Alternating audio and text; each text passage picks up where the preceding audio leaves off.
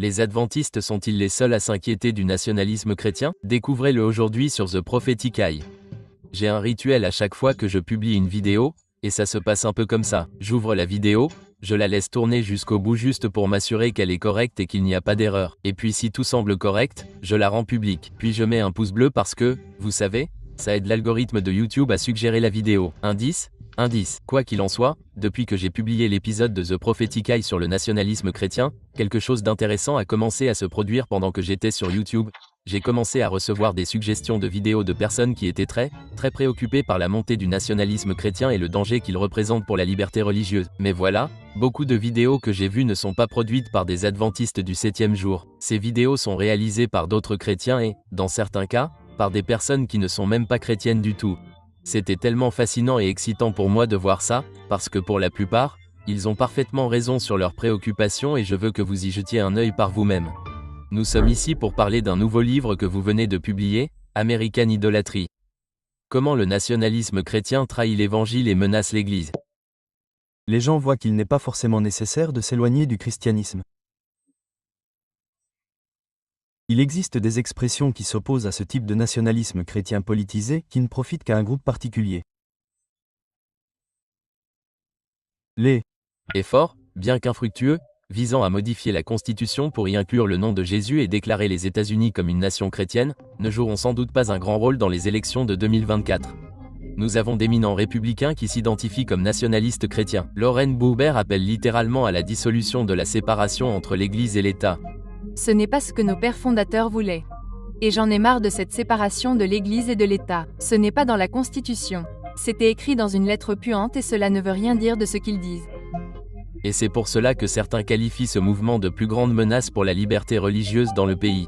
Il a dit cela à ses partisans. Autant pour ce mythe de la séparation de l'Église et de l'État. C'est exact. Et c'est la même position que Michael Peroutka, le candidat républicain au poste de procureur général du Maryland. C'est une position qu'il a adoptée depuis au moins 2014 lorsqu'il a qualifié la séparation de l'Église et de l'État de grand mensonge.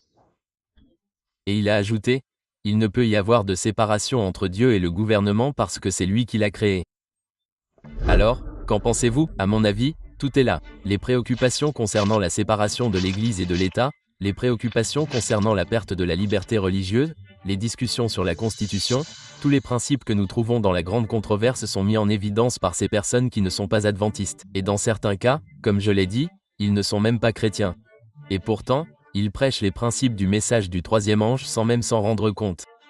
J'ai remarqué cette tendance il y a environ 3 ans, après les événements du 6 janvier 2021, lorsque des manifestants ont pris d'assaut le Capitole.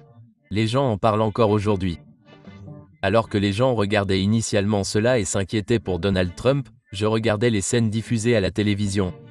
Et pendant que cela se déroulait, j'ai immédiatement vu les pancartes et les t-shirts dans cette foule disant des choses comme « Jésus sauve »,« Jésus est mon sauveur et Trump est mon président ».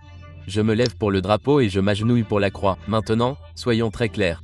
En ce qui concerne la gauche et la droite, les républicains et les démocrates, j'ai autant de, et je ne dirais pas de dédain, je dirais de dégoût pour les deux camps. Mais voici l'essentiel. Il était clair que, dans une certaine mesure, il y avait un élément religieux dans cette foule, quelque chose bouillonnait. Et si cela vous intéresse, vous pouvez le voir dans ce premier épisode de l'œil prophétique du 8 janvier 2021 intitulé Apocalypse 13 et l'assaut sur la capitale. Et dans un autre épisode de l'œil prophétique du 23 mai 2021 intitulé Adventistes et athées sont d'accord sur la séparation de l'Église et de l'État. Et voilà le but de tout cela. Finalement, chaque homme, femme et enfant sur cette terre va reconnaître le surnaturel et l'existence de Dieu. Et pas n'importe quel Dieu. Ils vont reconnaître le christianisme comme la vraie religion, quelle que soit la religion à laquelle ils appartiennent. Et cela inclura également les athées et les agnostiques. C'est vrai. Même les athées qui ne croient pas en Dieu finiront par reconnaître le surnaturel. Et cela se produira de deux manières. Et dans une certaine mesure, nous avons un rôle à jouer dans la manière dont cela se produit, en ce qui concerne la manière dont les gens embrassent le concept du surnaturel et de Dieu. La première manière dont cela va se produire est décrite dans Apocalypse 13 et 16. Nous allons rapidement examiner ces versets afin de comprendre cela. D'abord, Apocalypse 13h13 et 14, qui dit « Elle opérait de grands prodiges, même jusqu'à faire descendre du feu du ciel sur la terre, à la vue des hommes, et elle séduisait par ses prodiges les habitants de la terre. Et ensuite, Apocalypse 16h13 et 14, qui dit « Et je vis sortir de la bouche du dragon, et de la bouche de la bête, et de la bouche du faux prophète, 3 esprits impurs, semblables à des grenouilles. Car ce sont des esprits de démons, qui font des prodiges, et qui vont vers les rois de toute la terre, afin de les rassembler pour le combat du grand jour du Dieu Tout-Puissant. » Voilà donc le tableau qui est dépeint et que le monde finira par être envahi de miracles. Il sera envahi de signes et de prodiges. Mais ces miracles ne seront pas accomplis par le Saint-Esprit. Au contraire, ils seront accomplis par des esprits impurs comme des grenouilles. Ils tromperont et ils auront même lieu devant les rois de la terre. C'est-à-dire les dirigeants, ceux qui croient en l'existence de Dieu et ceux qui n'y croient pas. Tous seront trompés par les miracles de l'ennemi lorsque Satan se transformera en ange de lumière. Le livre La tragédie des siècles le dit ainsi. Plus le spiritisme imite le christianisme nominal de l'époque, plus il a le pouvoir de tromper et de piéger. Satan lui-même se convertit à l'ordre moderne des choses. Il apparaîtra sous la forme d'un ange de lumière par l'intermédiaire du spiritisme. Des miracles seront accomplis, les malades seront guéris et de nombreux prodiges indéniables seront accomplis. Et comme les esprits professeront leur foi en la Bible et manifesteront du respect pour les institutions de l'Église, leur travail sera accepté comme une manifestation de la puissance divine. Vous avez bien entendu, des prodiges indéniables. Jésus a déclaré que ces signes et ces prodiges tromperaient, si possible, les élus eux-mêmes. Car les gens qui découvrent l'existence de Dieu grâce à ces faux signes et prodiges, malheureusement, la majorité d'entre eux seront trompés et recevront la marque de la bête. Et persécuteront ceux qui refusent d'accepter la marque. Comme on nous le dit, à travers les 2 grandes erreurs, l'immortalité de l'âme et le caractère sacré du dimanche, Satan entraînera les gens dans ces tromperies. Cela va arriver et les germes de cela sont en train d'être semés au moment où nous parlons. Regardez la bande-annonce qui a été récemment diffusée pour ce documentaire sur la vie après la mort. La première chose qui se produit s'appelle une expérience hors du corps. Et ils arrivent dans un lieu d'une beauté exquise. Ils voient très souvent une lumière. Des parents décédés viennent à leur rencontre. La première personne que j'ai vue était mon grand-père. Maintenant, je voyage comme une fusée tout droit vers le haut. Et avec ça. Oh mon Dieu, je suis en vie. Mais toutes les expériences de mort imminente ne sont pas bonnes. 23% ont vécu des expériences infernales. J'ai vu un tunnel noir, j'étais juste en train de tomber. Je n'avais pas peur, j'étais terrorisé, c'était juste l'obscurité. Remettez-moi en place. Je n'ai pas ma place ici. J'ai entendu une voix avant de me réveiller. Vous avez toujours un but sur Terre. J'étais très sceptique. Je ne me suis jamais senti vivant puis mort. Je me suis senti vivant puis encore plus vivant. A eu des enregistrements cérébraux complets du cerveau humain mourant.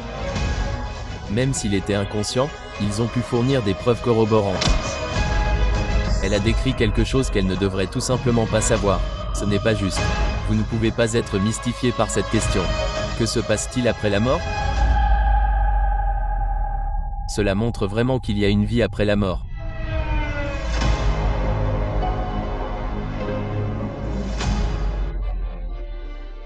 Je suis Don Pipé et je suis mort le 18 janvier 1989. Un semi-remorque a traversé la route en sens inverse sous la pluie et m'a percuté, me tuant. Depuis 2001, le nombre de personnes qui doutent de l'existence d'une vie après la mort a presque doublé. Mais notre film après la mort peut contribuer à changer cela. Ensemble, nous pouvons diffuser le message d'espoir qu'il y a une vie après la mort. Comme vous pouvez le voir, l'ennemi ne plaisante pas. Alors pourquoi devrions-nous plaisanter? Pourquoi ne devrions-nous pas nous engager activement à partager la vérité sur ces choses? Avec cette pensée du partage à l'esprit, je veux vous parler d'une autre façon dont les personnes d'autres confessions et les non-confessionnels seront convaincus de l'existence du surnaturel et de l'existence de Dieu. Et pas seulement de l'existence de Dieu, mais de l'existence du vrai Dieu. Il existe une autre façon de fournir des preuves irréfutables du surnaturel et de l'existence de Dieu. Et il est si important que nous nous impliquions dans cette œuvre avant que Satan n'ait l'occasion de tromper les hommes pour qu'ils reçoivent la marque de la bête. Et cette voie est décrite dans Apocalypse 10, qui nous donne une partie très importante de notre mission, qui est de prophétiser de nouveau devant beaucoup de peuples, de nations, de langues et de rois.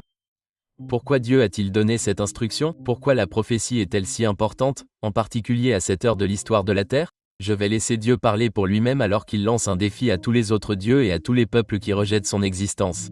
Il est écrit, « Présentez votre cause, dit l'Éternel. Présentez vos arguments, dit le roi de Jacob. » Qu'il les présente et nous fasse connaître ce qui arrivera. Qu'ils annoncent les choses passées, afin que nous les considérions et que nous en connaissions la fin, ou qu'ils nous annoncent les choses à venir. Qu'ils annoncent les choses qui doivent arriver dans la suite, afin que nous sachions que vous êtes des dieux. Oui, faites le bien ou faites le mal, afin que nous soyons consternés et que nous les voyions ensemble. Voici, vous n'êtes de rien, et vos œuvres ne sont pas du néant. Celui qui vous choisit est une abomination. Dieu déclare ici que la preuve de son existence est enracinée dans sa connaissance du passé, du présent et surtout de l'avenir. C'est pourquoi le Christ, poursuivant cette idée dans Jean chapitre 13 et 14, a déclaré avec insistance, « Maintenant, je vous le dis, avant que cela n'arrive, afin que, lorsqu'il arrivera, vous croyiez que je suis celui qui est Dieu. » En d'autres termes, Jésus disait qu'en tant que Dieu, il parle et que ce qu'il dit arrivera dans le futur. Et que c'est la preuve que je suis, qui est le terme qu'il a utilisé pour se désigner lui-même lorsque Moïse a demandé à Dieu, « Quel est ton nom ?» Et il a dit, « Je suis. » La prophétie est la preuve que Jéhovah est Dieu et que le Christ est Dieu. Et c'est cette preuve qu'il a choisie à ce moment de l'histoire de la terre avec toutes ses différentes religions, tout son athéisme et son agnosticisme. C'est la prophétie qui peut convaincre l'incroyant que Jéhovah est le vrai Dieu et qu'il peut croire en lui en toute sécurité. C'est pourquoi nous faisons ce que nous faisons pour présenter la vérité à l'incroyant avant que Satan n'ait pleinement l'occasion de le convaincre par ses méthodes.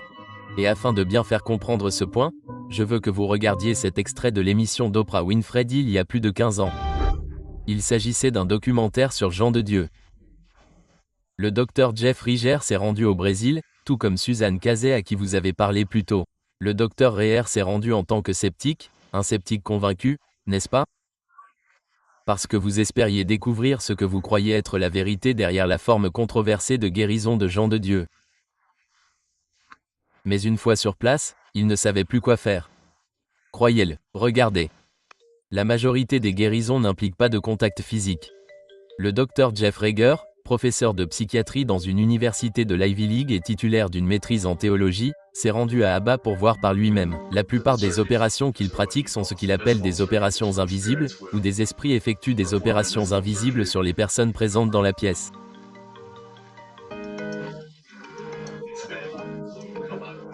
Notre objectif était de collecter les rapports de laboratoire, les examens radiologiques et les photos des personnes qui déclarent avoir été physiquement guéries, et de voir si les rapports peuvent le prouver. Nous voulons juste voir si c'est vrai.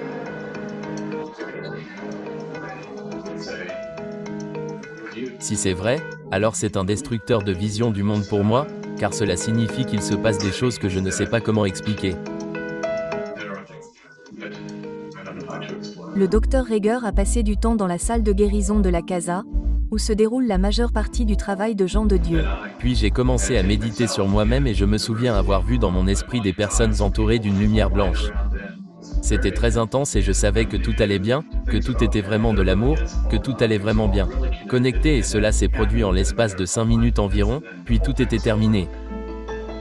Puis quelque chose d'inexplicable s'est produit. Waouh! Je ne sais pas, je n'ai aucune idée de ce que c'est. Une opération. Vous croyez, vraiment? Parce que vous n'avez pas la tâche là. J'ai peut-être subi une opération invisible dans cette pièce l'autre jour, je ne sais pas. Oui, ouais. J'ai un peu peur, je veux dire, je ne sais pas. Je ne sais pas comment comprendre ça. J'ai un peu peur. Vous n'avez pas l'impression d'avoir été violé. Vous avez l'impression de contrôler? Non, je ne me sens pas en contrôle. Je pense que c'est probablement pour ça que j'ai peur.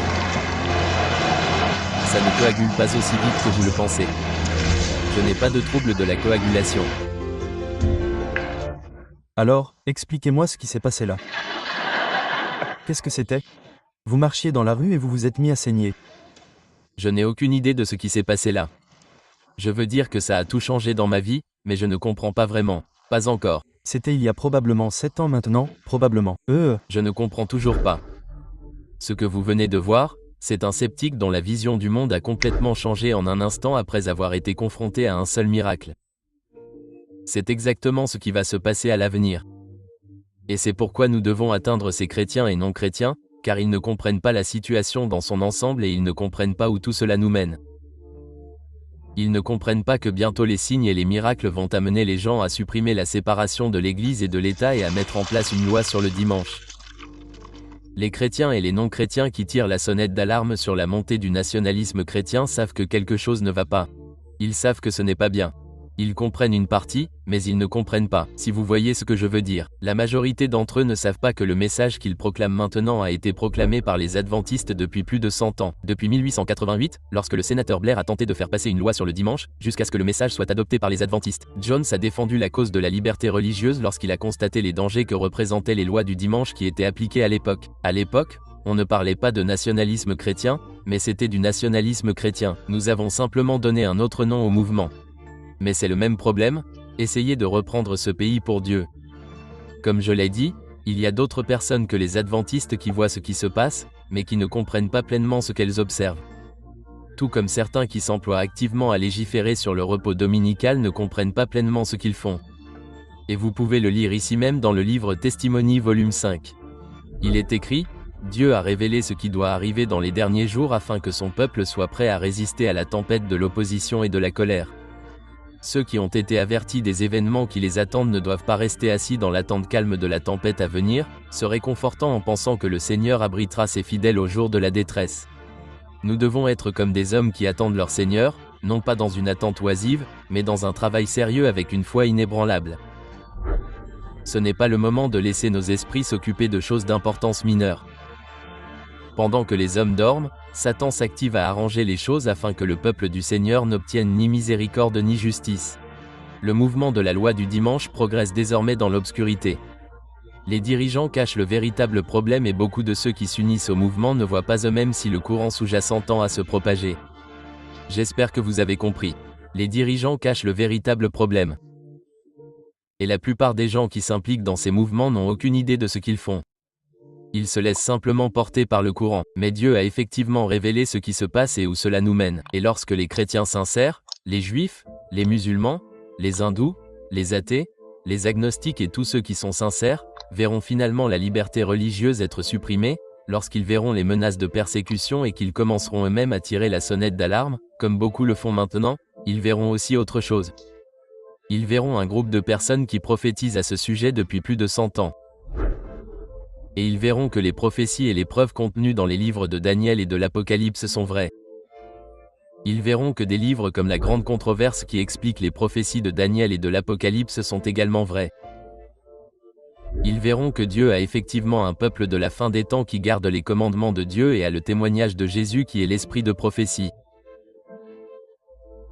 Et ceux qui ont le cœur sincère écouteront l'appel à abandonner les faux systèmes de croyance et de non-croyance qui existent dans ce monde et à prendre position du côté de la vérité, de la miséricorde et de la justice. Et c'est cette idée qui devrait nous motiver et nous pousser à continuer notre travail, même lorsque les moqueurs se tiennent sur le mur et disent avec moquerie que les adventistes sont trompés par leur interprétation de la prophétie qui indique la perte de la liberté religieuse sous la forme d'une loi dominicale. Ne doutez jamais un seul instant du message que nous avons prêché sur Daniel et l'Apocalypse. Des gens qui ne connaissent même pas notre message commencent à le voir. Et cela continuera de croître au fil du temps. Le travail doit continuer. Nous devons atteindre l'Église et les non-croyants avant qu'ils ne soient atteints par les miracles des esprits impurs. C'est exactement ce que nous avons l'intention de faire. Et si vous souhaitez vous associer à nous dans ce travail, je vous invite à regarder les vidéos de notre chaîne Valid Reason et à commencer à partager la série Questions Everything avec des personnes d'autres confessions et des personnes non confessionnelles qui ont des questions sur la religion et l'existence de Dieu. Cette série emmènera les croyants et les non-croyants dans un voyage de l'athéisme à l'adventisme et tout ce qui se trouve entre les deux. Et par la grâce de Dieu, je crois que votre foi sera renforcée tout comme vous construirez ou reconstruirez les fondations de votre foi. Si vous avez été béni par ce ministère, alors je veux également vous inviter à vous associer à nous en partageant ces vidéos avec d'autres personnes et en interagissant avec elles en mettant un pouce levé et en participant à la conversation dans la section des commentaires, car cela aide vraiment à faire passer les messages à un public plus large. Et si vous ne souhaitez pas soutenir ce ministère, n'oubliez pas de cliquer 2 fois sur le bouton « pouce baissé » pour vraiment montrer votre mécontentement. Vous comprendrez pourquoi lorsque vous cliquerez 2 fois dessus. Et n'oubliez pas que le but ultime de la prophétie est de diriger les gens vers Jésus-Christ afin qu'ils puissent croire en sa parole, croire en lui et avoir accès à la vie éternelle. Que Dieu vous bénisse, et n'oubliez pas de garder l'œil prophétique.